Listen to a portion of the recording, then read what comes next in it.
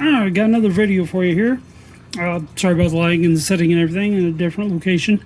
Nephew's getting me into remote controlled demolition derbies, and they use the a slash and they put a metal body on them. And one of the things is they change out the wheels and tires. This is one they're picking up off of Amazon. It's $20 for a set. Problem is, one, they're not glued, and these rims bust. It's like he has problems with these rims breaking on them. They're just these little cheap plastic things. Nothing special to them. And you can see they just pop in and out. Well, I thought, I would try to change mine up a little bit. And I've got a Axial SCX 10.3. I changed out the wheels and tires on it. These are the Beadlocks off the 10.3. And they mount up perfectly, so I thought I'd give that a try. He said ride height is a problem for him. And I was reading over the rules, and it says any tire wheel combo. So me, being the smartass that I am, decided I'd put a racing tire on a crawler beadlock. And I'm going to show you how I mount these up. First thing we do, unlike Holmes, I don't go for the longest screwdriver I can find. I like something I can manage a little more. It's only got 6 screws in the back, so this shouldn't be too long of a video. Unlike those trills that I do, man, those things take forever. So yeah, you just go through and you pull these out. Now these low-profile tires do have a foam in them, and I tried mounting it up with the foam in it, and they do not mount well that way. I just could not get it to set stable. And once I got these mounted without the foams, the inner locker ring for these beadlocks seemed to fill the tire up pretty well. I mean, the tire does not go on these things easy in the first place. You gotta fight with a little bit to stretch them over. But once you get them stretched over, it's like it's a good fit once you get it on there. It's just the beadlock takes up every bit of the tire.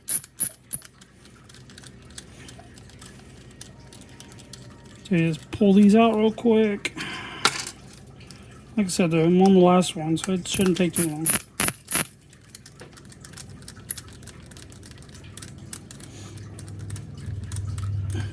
Be watching later today. I'll post up some videos from the 90-minute figure 8 race we went to last night. Girlfriend and I had a good time going out there and watching that.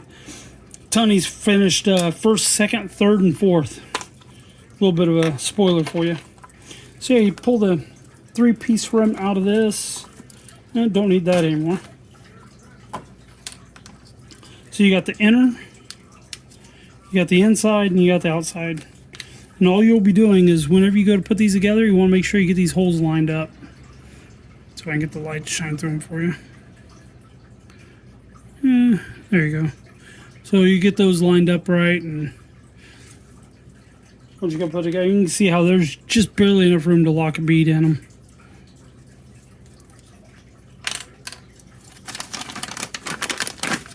Get one of these out of the bag.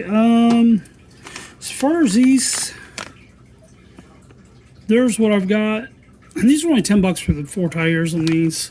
The ones that we did have, these here. There you go.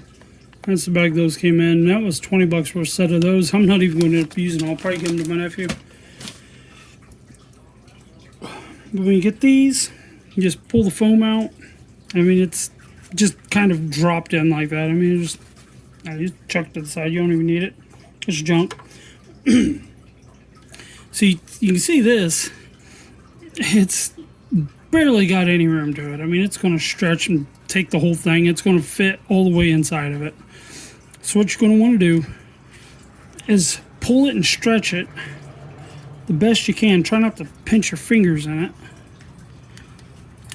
And get it halfway on.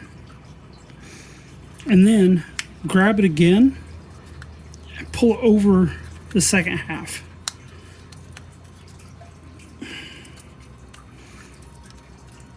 like I said, this will be for a demolition derby car that we're looking at getting into. It's like, I've never done it before. I don't have a body for it. I have no clue what I'm doing. All I know is I'm just playing around with wheels and tires. Honestly, I'll probably put these on, take them to the crawler course just to troll people with them a little bit. But as you can see, if I can get it lined up, you can see up in there, that fits all the way inside, and that tire is mounted all the way down. You can feel the groove in this center part here a little bit, but that's it. Now, with these being a directional tread, I've already got two facing that way. So what I'm going to want to make sure I do is have my tread facing the opposite direction and drop my outer so that then I will have them facing two different directions. So I'll need two facing this way. So I drop, well, that's the outside. So I drop the outside on, flip it over, put the inside in, line up my screw holes, make sure I got my ratchet going the right direction. Because I don't know how many times I've started trying to do that and end up backing a screw out and just causing headache for myself. Just drop your screw in, line it up, and then I pinch it in my hand like this and squeeze it. Get it lined up a little better. Then I squeeze it, and then I press down to try to get that to bite. And it screws right in. And by the way, this little thing is a lifesaver because I use these. I forget what brand these were. Yeah, you can see on there it's got listed as the 2.0 millimeter. But this right here is like $8 at Harbor Freight. It's a lifesaver. Makes things so much easier for me. But I just go around these and I do every other one for the first three, and once I get them tightened almost all the way down, I'll drop the others in. But yeah, you just give it a squeeze, and you can see my fingertips. I'm putting some pressure on there, squeezing that.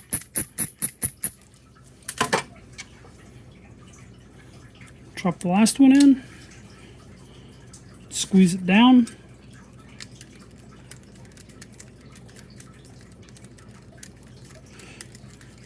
Come on. There we go. And now this, you can feel it when you're doing this and you got your fingertips on there. You can feel this pulling that rubber. Whoa, something's not going. It's not good. There it goes. Yeah, but you can feel it pulling stuff.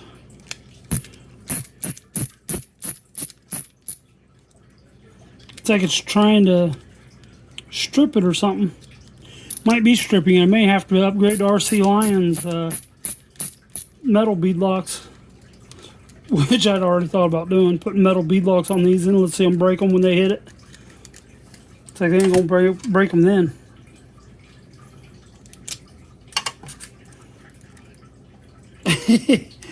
Putting metal beadlocks on demolition derby car, that's fine. $40 set of rims is what I'll be looking at doing. Yeah, you just tighten all these down. But that's the basics to doing this. I'm not going to sit here and waste your time tightening them all in. I'll just get them all started. But these all still need torque down the rest of the way. But this right here is plastic into plastic, so you don't want to over tighten them. But this just gives you an idea of what I'm doing for my they say that you have to be under a certain roof height. I didn't see anything about having a certain ground clearance for the chassis. I think I seen something about the body. But, I mean, even as tight as I've got that on there, that is so tight. I mean, it's not spinning. I can not get that to turn. But that's what I'll be doing is going from this. And here, let me grab one of my crawler tires from my... These are the original tires for the 10.3. These are what we pulled off of them. Or this is what I wound up buying. This is what it looks like with that rim in it. And that's what I'll be running in the Derby. It's a big difference. That's a major drop in ride height. But it's just kind of an off video to show you guys, give you a little update on what I've been working on. And I guess I'll talk to you next time. Thanks for watching. Bye.